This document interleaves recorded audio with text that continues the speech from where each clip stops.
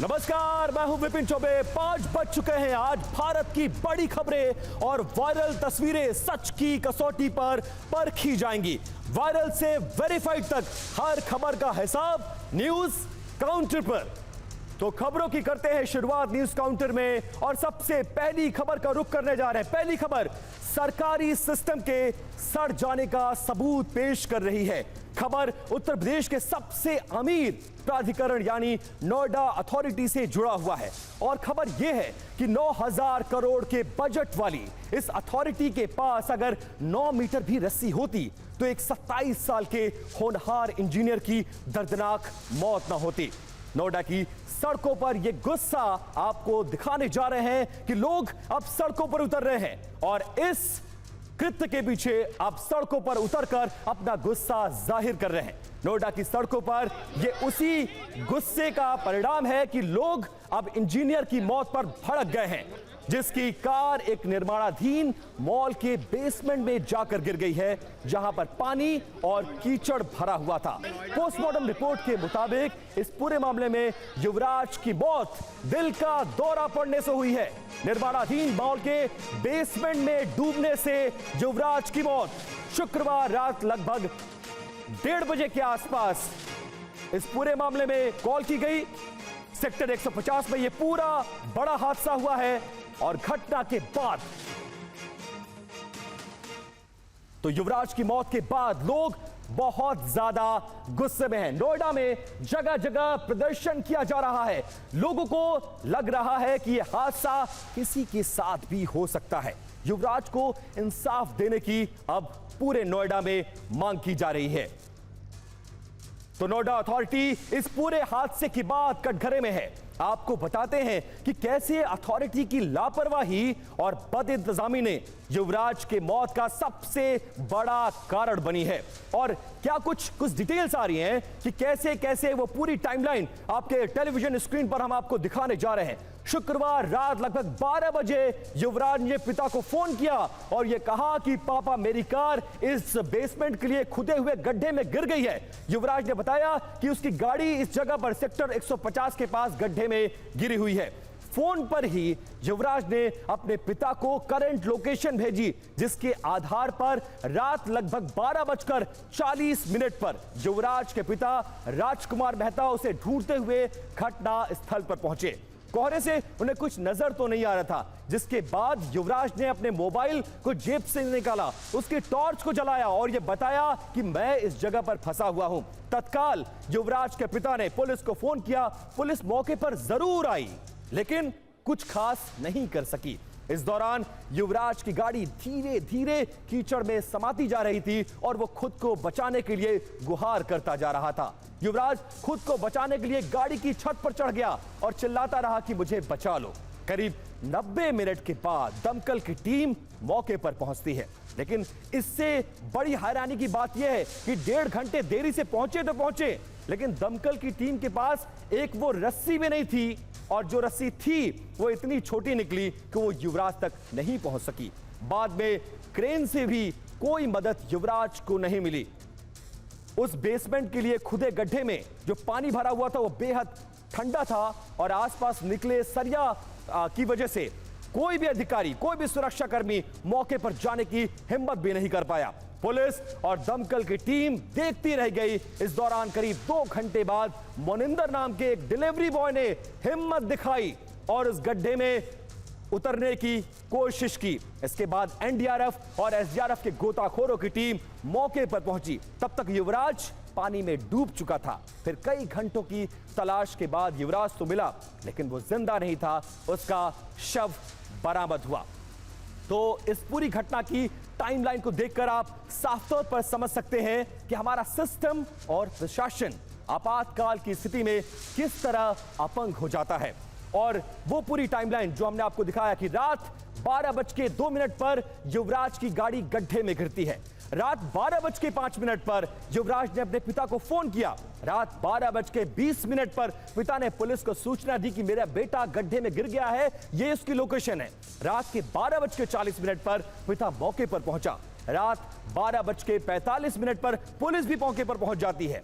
उसके बाद दमकल कर्मियों को सूचना दी जाती है। रात 12:50 पर दमकल की टीम मौके पर पहुंचती है। रात 2:15 के आसपास एनडीआरएफ की टीम भी मौके पर पहुंचती है, लेकिन बहुत कुछ नहीं किया जा सकता है। 2 घंटे की मशक्कत के बाद युवराज तो मिला और इस दौरान सुबह के 4:30 बज जाते हैं और 4:30 बजे युवराज का शव निकाला गया। अब आपको उस मौत के बाद उस बेसमेंट की हम आपको सच्चाई बताते हैं, जो आपको जानना बहुत ज्यादा जरूरी है। नोएडा सेक्टर 50 में यह बेसमेंट करीब 2 साल पहले कॉमर्शियल मॉल बनाने के लिए खोदा गया था। उसके निर्माण कार्य को रोक दिया गया किसी कारणवश, लेकिन गड्ढे को भरने की किसी ने सोचा भी नहीं। बारिश और आसपास की निकासी का पानी इस गड्ढे में जमा होने लगा, जिसके बाद एक दलदल बन चुका था यह पूरा गड्ढा। इसे ढकना तो दूर, अथॉरिटी और बिल्डर्स ने इसके आसपास के इलाकों में बैरिकेड्स, रिफ्लेक्टर या फिर चेतावनी संकेत लगाना भी उचित नहीं समझा। TV9 की टीम यहां पर पहुंची तो हर ओर नोएडा अथॉरिटी की लापरवाही के सबूत बिखरे नजर आए। नोएडा सेक्टर 150 के निर्माणाधीन बेसमेंट का ये जो गड्ढा है, यहाँ पर सॉफ्टवेयर इंजीनियर जो है उसकी गिरने से मौत जो हो गई थी, उस मामले में नोएडा अथॉरिटी ने कार्रवाई की है। नोएडा अथॉरिटी ने इसमें जूनियर इंजीनियर को बर्खास्त कर दिया है और बाकी के जो लोग यातायात संबंधी कामों में जो लगे हुए थे उनको कारण बताओ नोटिस दिया गया है। तो यहाँ इस नाले से गाड़ी निकलते हुए उस पानी में जाकर गिरी। 70 फीट चूँकि इसमें खुदाई की गई है, तो 70 फीट गहरे ये जो पानी भरा हुआ जो इलाका है इसमें वो गिर जाता है और बार बार वो टॉर्च जलाकर लोगों से बचाव की भी गुजारिश करता है, लेकिन उस वक्त समय पर कोई भी बचाने के लिए नहीं उतर पाता। वो अपने पिता को भी फ़ोन करता है, उनसे भी कहता है कि मुझे बचा लो, मैं डूब रहा हूँ, लेकिन अफसोस कि उसको बचाया नहीं जा सका। अब सवाल यह है कि नोएडा अथॉरिटी को क्यों ना युवराज की मौत का जिम्मेदार माना जाए। आप समझ लीजिए कि कितनी बड़ी अथॉरिटी, कितने बड़े इंतजामात, लेकिन क्या कुछ होता है। ये युवराज है, वो 27 साल का सॉफ्टवेयर इंजीनियर जो अपने माता पिता के सपनों को उड़ान भरने वाला शख्स था। लेकिन क्या हुआ उसके साथ, वो आपको बताने की कोशिश करते हैं। सबसे पहले देखिए, क्यों ना इस पूरे मामले में नोएडा अथॉरिटी को गुनहगार समझा जाए, क्योंकि 8,732 करोड़ के बजट वाली सोसाइटी, और सवाल यह है कि निर्माणाधीन मॉल के बेसमेंट में पानी भरने से क्यों नहीं रोक सकी। हजारों करोड़ सालाना कमाई होती है इस अथॉरिटी की, लेकिन खतरनाक जगह पर कोई चेतावनी बोर्ड या बैरिकेडिंग क्यों नहीं लगाया गया, यह सबसे बड़ा सवाल है। साइट की, जो वहां पर साइट है, उसकी नियमित सेफ्टी और निरीक्षण में नोएडा अथॉरिटी के जिम्मेदार अधिकारियों ने कितनी बड़ी लापरवाही बरती है। इसके अलावा सबसे बड़ी बात यह है कि मॉनसून और जल भराव को लेकर कोई प्रभावी इंतजाम नहीं था, क्योंकि 2 साल से वहां कोई काम ही नहीं चल रहा था और उसके बाद भी किसी ने इस हादसे से पहले सबक नहीं लिया। और हादसे के बाद जो हुआ वो तो और भी ज्यादा चौंकाने वाला था, परेशान करने वाला था, शर्मसार करने वाला था। हादसे के बाद रेस्क्यू और मेडिकल मदद में भी कई घंटे लग गए, जिसके बाद युवराज की मौत हो गई।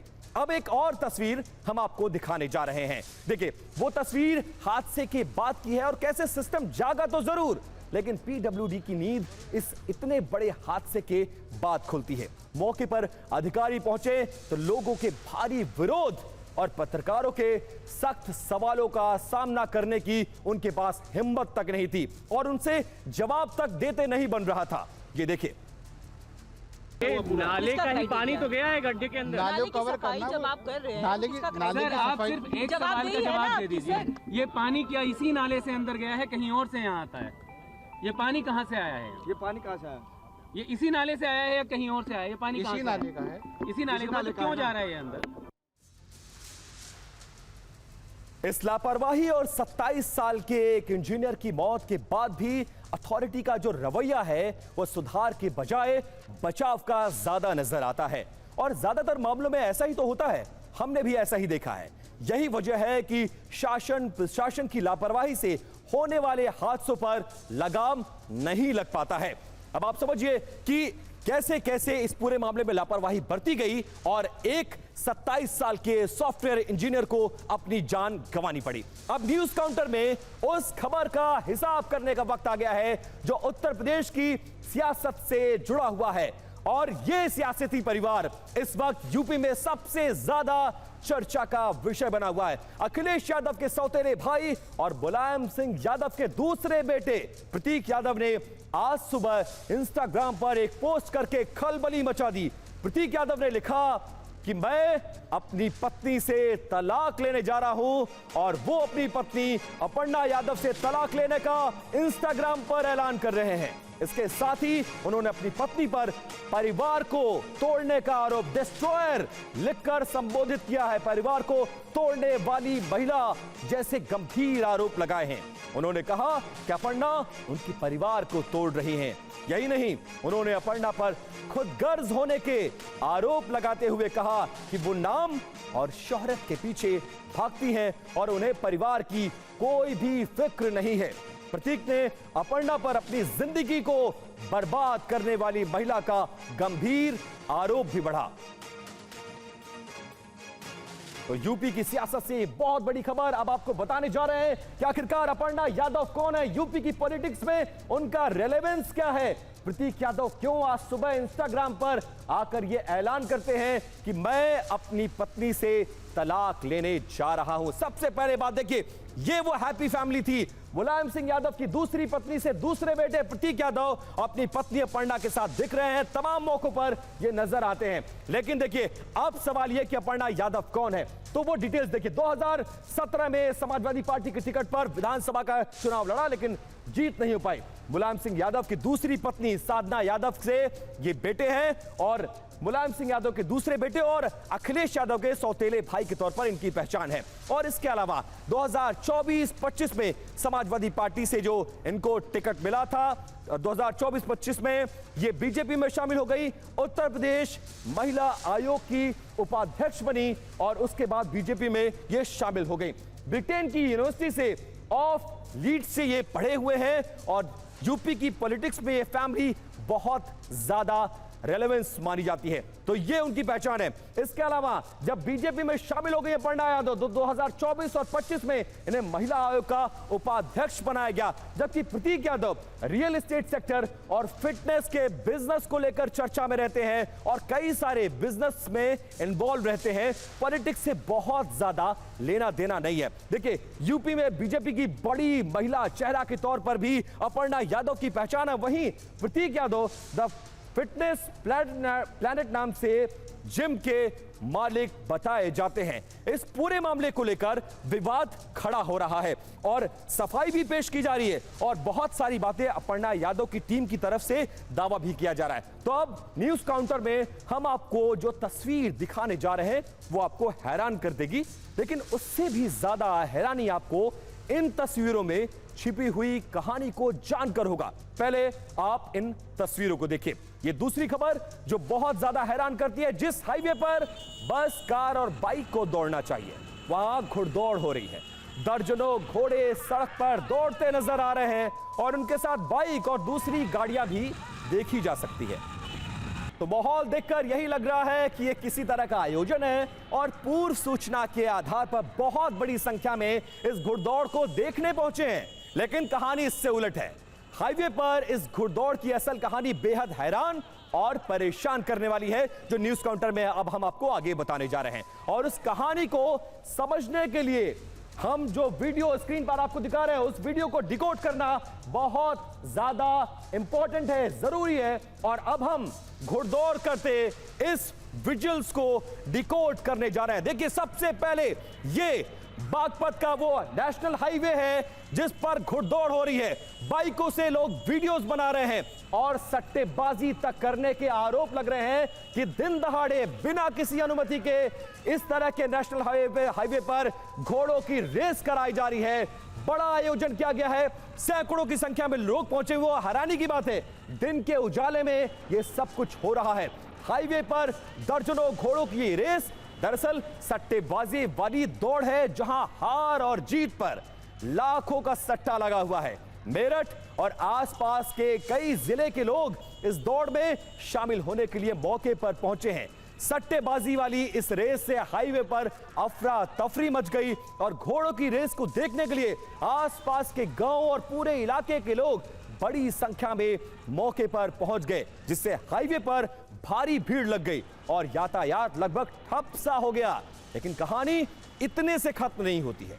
कहानी का क्लाइमेक्स तो यहां से शुरू हो रहा है और इस कहानी का क्लाइमेक्स अब हम आपको ग्राफिक्स के जरिए समझाने की कोशिश करते हैं। देखिए, पुलिस ने सवाल पूछे जाने पर अपना रटा रटाया जवाब दिया है इस पूरे मामले में, और पुलिस को मौके से पता ही नहीं कि उनके नेशनल हाईवे पर, उनके थाना क्षेत्र में आने वाले इस जगह पर इस तरह की घुड़दौड़ और सट्टेबाजी हो रही है। और सबसे बड़ा यह सवाल कि पुलिस अब मामले की लीपापोती में जुड़ गई है। अब पुलिस ने जब इस पूरे मामले में पुलिस से सवाल पूछे गए हैं तो उन्होंने रटा रटाया जवाब दे दिया, लेकिन इसके आगे जो सवाल है उस पर बोलने को कोई भी तैयार नहीं है। सवाल क्या है? ये सड़क पर चल रहे लोगों की जिंदगी से क्या खिलवाड़ नहीं है? साफ तौर से ये खिलवाड़ है, और अगर कोई हादसा हुआ तो उसके लिए जिम्मेदार कौन होगा? हाईवे पर बेजुबानों के साथ ऐसी बेरहमी क्यों और किसके आदेश पर की गई है? और हाईवे पर यातायात नियमों की धज्जियां क्यों और किसके कहने पर उड़ाई जा रही है?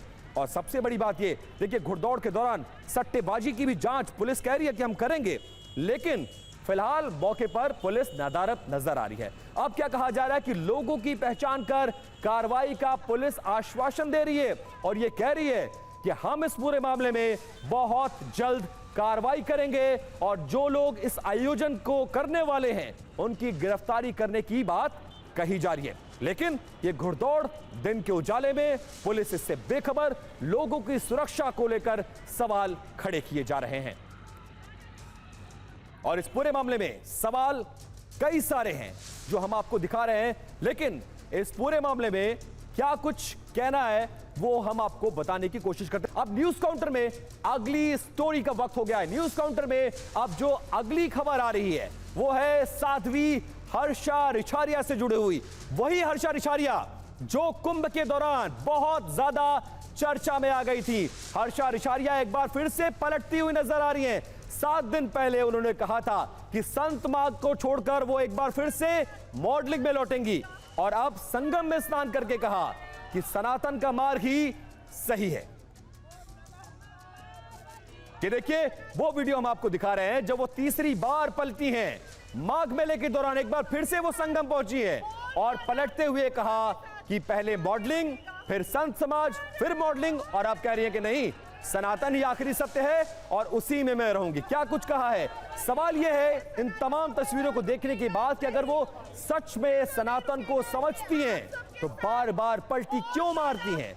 कभी साध्वी, कभी मॉडलिंग, फिर से साध्वी। आखिरकार अब सुनिए हर्षा रिछारिया के वो 2 बयान जो पिछले 7 दिन में चर्चा का विषय बने हुए। तो सनातन पर हर्षा रिछारिया बार बार पलटी मार रही हैं। हर्षा जैसे साधु और संत सनातन को प्रसिद्धि पाने का एक बड़ा रास्ता मानते हैं, और ये सब कुछ जब हुआ तो कई सारे वो आरोप लगा रही हैं। क्या कह रही हैं वो?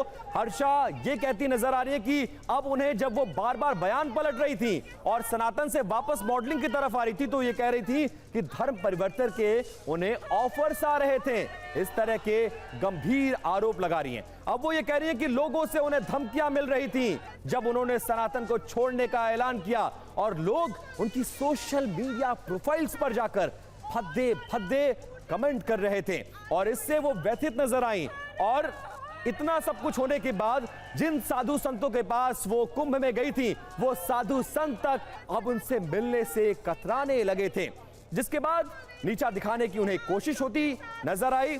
लेकिन सुबह का बुला शाम को घर पहुंचा और अब इस पूरे मामले में एक बार फिर से वो पलटी मारते हुए नजर आ रही हैं और कहीं ना कहीं वापस सनातन में ही लौटने की बात, माघ मेले में जाकर प्रयागराज गंगा में स्नान, और ये कह रही हैं कि अब आने वाली पूरी जिंदगी में वो सिर्फ सनातन का प्रचार करेंगी। अब आप जान लीजिए कि हर्षा रिछारिया कौन है, वो जानना बहुत ज्यादा जरूरी है। ये वो तस्वीरें हैं जो माघ मेले से आई हैं और कुछ ग्राफिक्स, कुछ डिटेल्स, आखिरकार कौन है हर्षा रिछारिया। तो सबसे पहले इनकी पहचान जान लीजिए।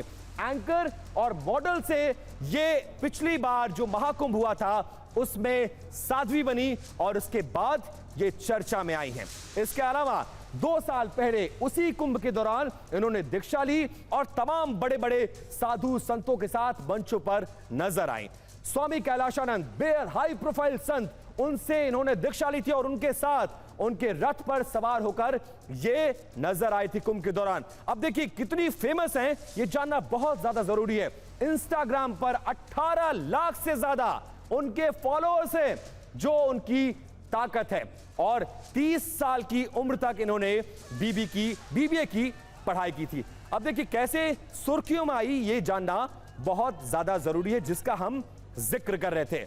जनवरी 2025 में महाकुंभ में पेशवाई में संतों के साथ हर्षा रिछारिया नजर आई थी, जिनकी तस्वीरें आपके सामने है। और उसके बाद ये रातों रात सोशल मीडिया सेंसेशन बन गई। निरंजनी अखाड़े की पेशवाई में रथ पर हर्षा रिछारिया बैठी हुई नजर आई थी और लगातार उनके फॉलोअर्स बढ़ते गए।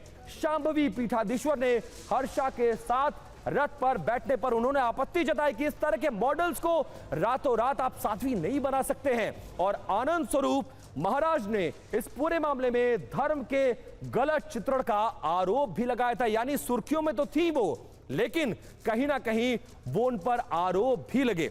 मॉडलिंग और एंकरिंग की तस्वीरों पर भी कई सारे सवाल खड़े किए गए कि कल तक जो मॉडलिंग कर रहा था वो रातों रात साध्वी कैसे बन सकता है, इसको लेकर भी सवाल खड़े किए गए थे। और अब एक बार फिर से हर्षा रिछारिया सुर्खियों में है। न्यूज काउंटर में अब बात बीजेपी के अगले राष्ट्रीय अध्यक्ष नितिन नवीन की, और वो चुनाव आज हो रहा है।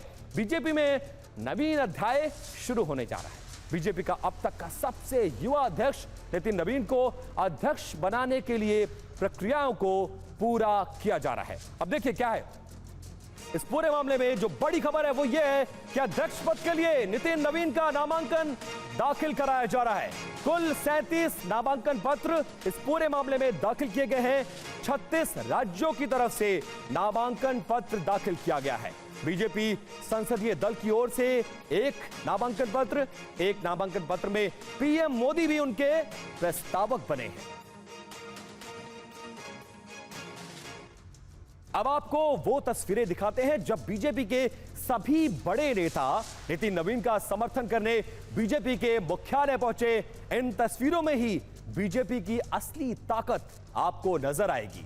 वो तस्वीरें देखिए, कई बड़े नेता जिसमें राजनाथ सिंह आपको नजर आएंगे, इसके अलावा अमित शाह नजर आएंगे, जेपी नड्डा नजर आ रहे हैं, तमाम बड़े नेता नजर आ रहे हैं। बीजेपी कोई भी चुनाव हो उसे हल्के में नहीं लेती, चाहे नगर निगम के चुनाव हो या लोकसभा या विधानसभा के चुनाव। तस्वीरों में आपको बीजेपी का हर बड़ा नेता उस मंच पर नजर आ रहा है जहां पर उनका नामांकन करने की प्रक्रिया को पूरा किया जा रहा है। रक्षा मंत्री राजनाथ सिंह, गृह मंत्री अमित शाह, केंद्रीय मंत्री जेपी नड्डा, नितिन गडकरी और दूसरे ज्यादा सीनियर नेता भी मौजूद हैं। इन सभी नेताओं ने चुनाव अधिकारी को नितिन नवीन के लिए समर्थन पत्र सौंपा है और उसके बाद यह ग्रुप फोटो सेशन हुआ है। और अब आपको नितिन नवीन के बारे में जान लेना चाहिए कि आखिरकार रातों रात बिहार में एक सामान्य से विधायक और मंत्री से कैसे वो राष्ट्रीय अध्यक्ष बन गए हैं और आज उनके पूर्णकालिक अध्यक्ष बनाने की जो प्रक्रिया है उसको पूरा किया जा रहा है। तो तस्वीरों में ये जो शख्स हैं ये बीजेपी के अगले 3 साल के लिए होने वाले राष्ट्रीय अध्यक्ष नितिन नवीन हैं। बड़ी संख्या में समर्थकों के साथ ये पहुंचे हुए हैं और अब ग्राफिक्स के जरिए उनके बारे में कुछ डिटेल्स देखिए। अब बीजेपी में नवीन युग शुरू हो गया है क्योंकि सबसे युवा अध्यक्षों के तौर पर इनकी ताजपोशी होने जा रही है। अभी फिलहाल बीजेपी के वो कार्यकारी अध्यक्ष के तौर पर काम कर रहे हैं। इसके बाद क्या है इनका पूरा प्रोफाइल, कैसे यहां से यहां तक पहुंचे, वो भी जानना जरूरी है। नेक्स्ट क्लिप लगाइए जरा। 2019 में सिक्किम लोकसभा के चुनाव में इनको प्रभारी बनाकर भेजा गया था और यह बताया जाता है कि इनका परफॉर्मेंस बहुत बेहतर रहा था और तब से सेंट्रल लीडरशिप की ये नजर में आ गए थे। जून 2019 में सिक्किम में इनको संगठन प्रभारी बनाकर भेजा गया और उसके आगे इनका प्रमोशन होता गया। बिहार की बांकीपुर सीट से, क्योंकि वहां से इनके पिता विधायक हुआ करते थे, उनकी मौत के बाद बाई इलेक्शन में इनको टिकट दिया गया और तब से लगातार ये बांकीपुर विधानसभा सीट से 5 बार विधायक चुने जा चुके हैं। साल 2016 में भारतीय जनता युवा मोर्चा के भी ये प्रदेश अध्यक्ष बने थे। यानी पुराना लंबा इतिहास रहा है। पिता से लेकर नितिन नवीन आज तक बीजेपी में लगातार बने हुए हैं। 2021 में देखिए इनको बिहार सरकार में मंत्री बनाया गया और इनका कार्यकाल और इनका काम दोनों बहुत ज्यादा शानदार रहा है। तो देखिए ये जो पूरा मामला है, आज ये प्रक्रिया पूरी हो जाएगी और इस पूरे मामले में नितिन नवीन के नाम की औपचारिक घोषणा कल हो जाएगी। एक और बड़ी खबर जो आ रही है प्रयागराज से। प्रयागराज में कल से आज तक खलबली मची हुई है, क्योंकि प्रयागराज जहां पर शंकराचार्य स्वामी अविमुक्तेश्वरानंद का दूसरे दिन भी धरना जारी है। तो धरने की वजह को समझाने के लिए अब ये दो तस्वीरें हम आपको दिखाते हैं। कौन है शंकराचार्य, क्यों दे रहे हैं धरना, क्यों सरकार के खिलाफ ये लामबंद है। ये दो तस्वीरें देखिए, धरने की वजह समझने के लिए ये तो दो तस्वीरें बहुत ज्यादा इंपॉर्टेंट है। पहली तस्वीर में पुलिस और स्वामी अविमुक्तेश्वरानंद के समर्थकों के बीच धक्का मुक्की हो रही है। दूसरी तस्वीर में अविमुक्तेश्वरानंद अकेले हैं। कल समर्थकों के साथ रथ पर बैठकर वो गंगा स्नान करना चाहते थे। पुलिस ने पैदल जाने के लिए कहा कि परमिशन नहीं है। बस फिर क्या था, हंगामा हो गया। उनके जो शिष्य हैं वो पुलिस से भिड़ गए। अविमुक्तेश्वरानंद ने जिद ठान ली कि जाएंगे तो रथ से जाएंगे, पैदल तो नहीं जाएंगे, और अगर नहीं जाने दिया गया तो स्नान भी नहीं करेंगे। साथ ही पुलिस प्रशासन पर सरकार के इशारे पर जानबूझकर संतों के अपमान करने का आरोप भी उन्होंने लगाया।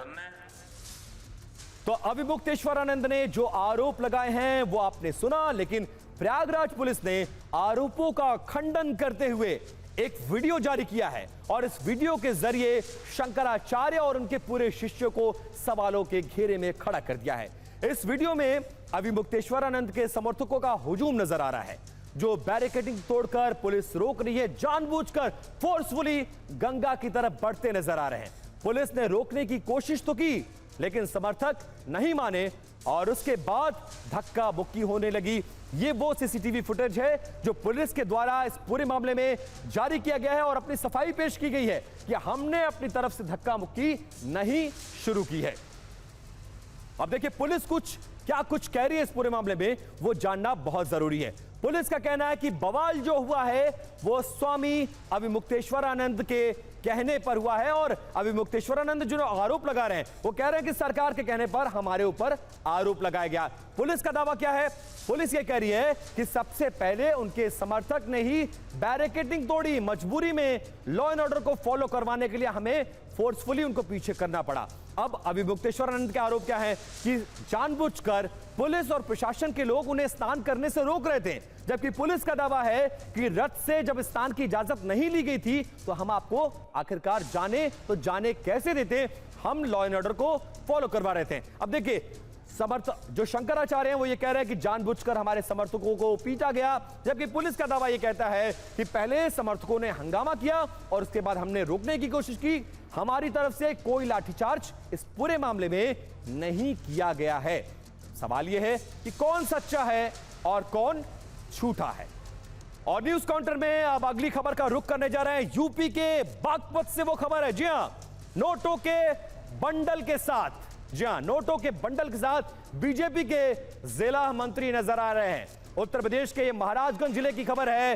नोटों का बंडल और वीडियो बनाते हुए खुद जिला मंत्री इस पूरे मामले में नजर आए हैं। लाल कारपेट पर 500 के नोटों की 260 गड्डियां, जी हां, 260 गड्डियां रखी गई थी।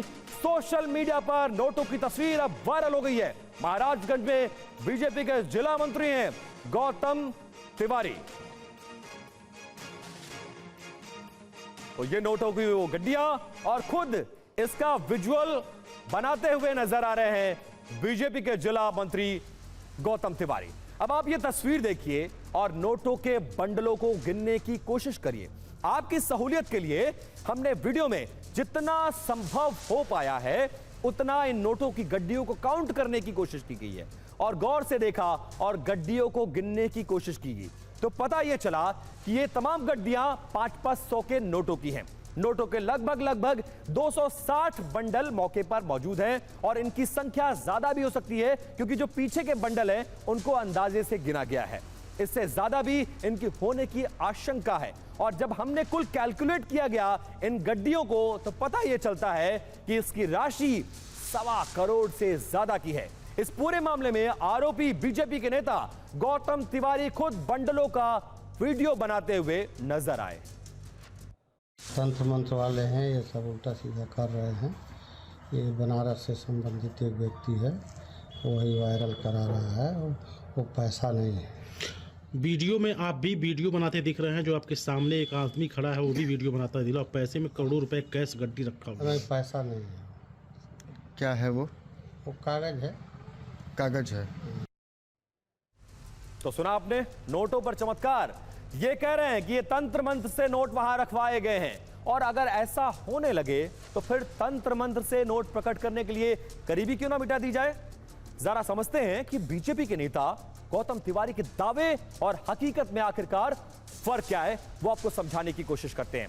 बीजेपी के नेता कह रहे हैं कि तंत्र मंत्र से नोटों की गड्डियां मौके पर लाया गया है, जबकि सच यह है कि नेताजी खुद ये नोटों के बंडल को चमकते हुए देख रहे हैं, वीडियो बना रहे हैं। बीजेपी नेता यह कह रहे हैं कि मुझे नहीं पता ये किस जगह की बात है, जबकि 10 दिन पहले का यह वीडियो है।